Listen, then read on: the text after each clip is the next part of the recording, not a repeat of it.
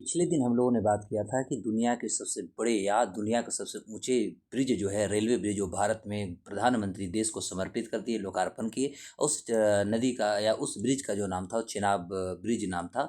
और इसी के साथ आज हम आपको ये बताने की कोशिश करेंगे कि भारत में केवल चिनाब, यदि हम ब्रिज की बात करते हैं तो ऐसा नहीं कि चिनाब ब्रिज है। चिनाब ब्रिज अभी वर्तमान में दुनिया का सबसे ऊंचा ब्रिज हुआ है। लेकिन इसके अलावा भी भारत में ऐसे बहुत सारे ब्रिज हैं जिन्हें आपको जानना चाहिए, और जिसके बारे में आप जानेंगे तो आपका जो छाती जो होगा वो गर्व से चौड़ा हो जाएगा। क्योंकि भारत में ऐसे ऐसे आज ब्रिज के बारे में हम आपको बताएंगे जो आपको सुन करके ही अद्भुत महसूस होगी। इसलिए आप अंतिम तक बने रहें, उस सारे ब्रिज के बारे में आप जानें। क्या कि भारत में एक ना केवल वो सब ब्रिज हैं, ना केवल ब्रिज हैं, बल्कि हम कह सकते हैं देश के धरोहर भी हैं। तो धरोहर के रूप में भी कम से कम आप जानें। और आने वाले एग्जाम में यदि ऐसे क्वेश्चन कुछ पूछे जाते हैं तो आप बहुत आराम से उसको सोल्व कर सकते हो। तो नमस्कार, प्रोफेसर अशोक पाल दुबे। और से एक रिक्वेस्ट है कि आप लोग लाइक सब्सक्राइब शेयर खूब करें। और आज आपको बताएंगे कि चिनाब ही नदी नहीं या चिनाब ही ब्रिज नहीं, बल्कि भारत ने इन 10 ब्रिज के नाम भी रिकॉर्ड किए हैं जो खूबसूरती देखते ही बनती है और आप देखते ही रह जाएंगे। तो ऐसे ब्रिजों की आज हम बात करने जा रहे हैं। तो इसमें हम पहला जो ब्रिज ले रहे हैं वह है हमारा बांद्रा बरली सी लिंक ब्रिज। ये बांद्रा बरली सी लिंक ब्रिज जो है भारत में इंजीनियरिंग के बेजोड़ नमूनों में से एक माना जाता है। इस ब्रिज जो है यह 5.6 किलोमीटर लंबा है और इसे बांद्रा से वर्ली की मात्र देखेंगे तो 10 मिनट में पूरी यात्रा हो जाती है। जबकि पहले यह दूरी तय करने में हमें घंटों लग जाता था। ऐसा भी बताया जाता है कि बांद्रा वर्ली सी लिंक से में लगभग 56,000 हाथियों के वजन के बराबर लोहा और कंक्रीट का इस्तेमाल हुआ है। और देखेंगे तो स्टील के केबल्स पर टिका हुआ ये जो ब्रिज है, इसकी सभी केबल्स जोड़ने पर एक पृथ्वी की परिधि के बराबर लंबाई हो जाती है। तो 1600 करोड़ रुपया का लागत आया है। 8 लेन का बांद्रा ब्रिज, बांद्रा बरली जो सी लिंक है इस ब्रिज पर बनाया गया है, जो कि इस पर पैदल यात्रा भी, दोपहिया और तीन पहिया वाहन के लिए भी देखा जाए तो क्या। लेकिन मैं आपको बता दूं कि लिंक ब्रिज पर पैदल, दोपहिया और तीन पहिया वाहनों से चलना मना कर दी गई है, क्योंकि इसमें ऐसी स्पीड है जिसके बारे में कहना बड़ा मुश्किल है। इसलिए बड़े वाहन जो होते हैं, बड़े वाहन के लिए इसको बनाई गई है। यह जो है केवल 900 टन तक का भार सह सकती है। इस ब्रिज के बड़े पिलर्स की ऊंचाई 128 मीटर है। और इस ब्रिज को बनाने में भारत के साथ सिंगापुर, चीन, कनाडा, मिस्र, Britain, Hong Kong, Switzerland, Philippines, Indonesia, Serbia के कई कंपनियों ने अपना योगदान दिया है। 1600 करोड़ रुपए से ये बनाया गया 8 लेन का इस ब्रिज में पैदल, दोपहिया और तीन पहिया वाहनों से चलना आपको सख्त मना कर दी गई है।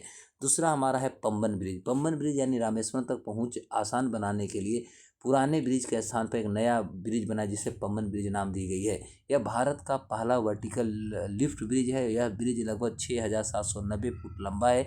असमाउत पार कर इसके 100 मेहराब बनाए गए हैं। इनमें से लगभग 99 मेहराब जो है 18.3 मीटर की ऊंचाई वाले हैं। और सेंट्रल वर्टिकल मेहराब जो है 72.5 मीटर का है। यह पुराने रेलवे पुल से 3 मीटर अधिक ऊंचा है। नया पम्बन ब्रिज 2.08 किलोमीटर लंबा है। इस ब्रिज से गुजरने वाली ट्रेनों के सिग्नल को हवा के स्पीड से जोड़ा गया है। अगर 50 किलोमीटर प्रति घंटे के अधिक से हवाएं चलती है तो सिग्नल अपने आप रेड हो जाती है और इस ब्रिज से ट्रेनों की आवाजाही जो है रुक जाती है। तो यह अपने आप में एक खतरनाक और एक कह सकते हैं अजूबा ब्रिज भारत में बनी है। पम्बन ब्रिज भारत का पहला वर्टिकल लिफ्ट ब्रिज है, याद रखेंगे। इस ब्रिज की सबसे बड़ी खासियत यह है कि समुद्री जहाज़ों को रास्ता देने के लिए इसे बीच से उठाया जा सकता है।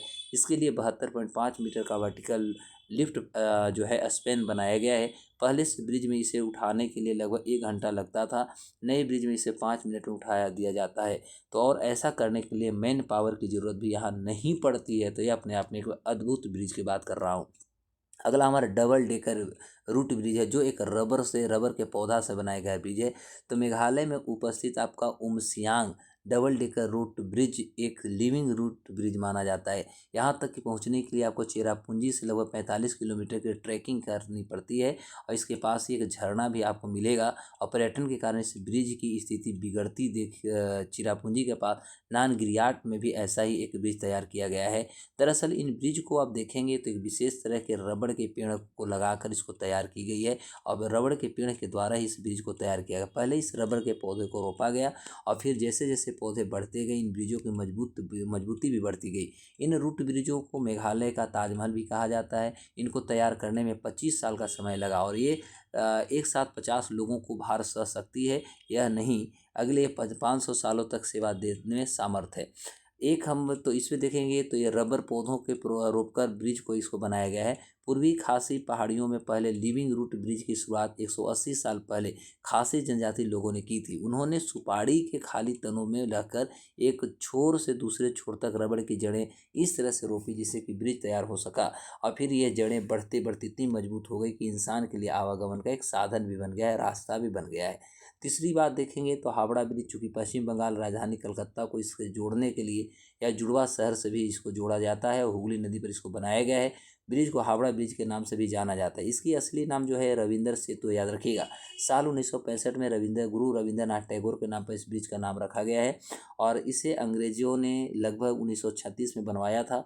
1942 में यह पूरा हो गया था, यानी 6 साल में बनकर तैयार हो गई।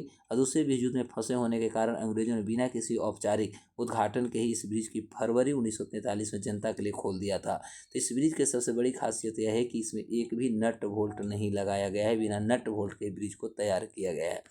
हावड़ा ब्रिज की सबसे बड़ी खासियत है कि इसमें एक भी नट बल्टू नहीं लगे हैं। यह एक कैंटिलीवर ब्रिज है जो अपनी तरह